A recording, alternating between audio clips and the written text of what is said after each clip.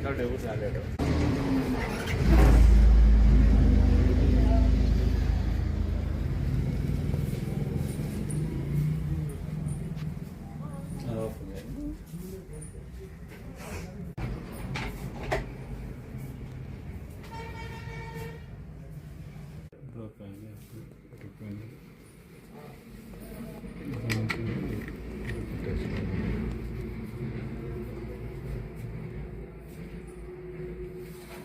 ఒడిశా మండలము గౌన్పల్లి.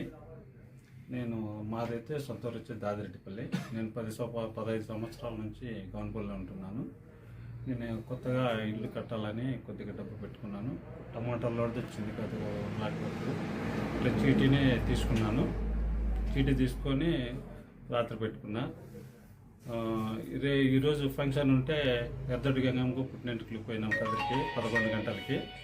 మళ్ళీ 11 గంటలకు పోయిన తర్వాత 3 గంటలకు రిటర్న్ వచ్చినాము. రిటర్న్ వచ్చి చూసేతలకి వాకిల్ ఓపెన్లో ఉంది. బేగం పగలు కొట్టేసి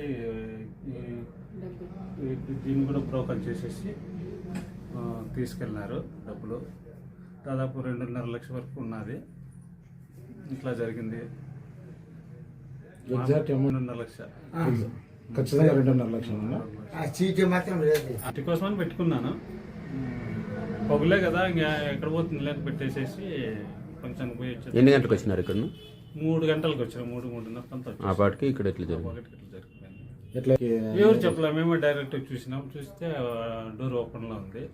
ఓపెన్ చూస్తే ఏమని చూస్తే మళ్ళీ ఇక్కడ చూస్తే దీంట్లో పగలు కొట్టేసేసి డబ్బులు తీసుకున్నాం.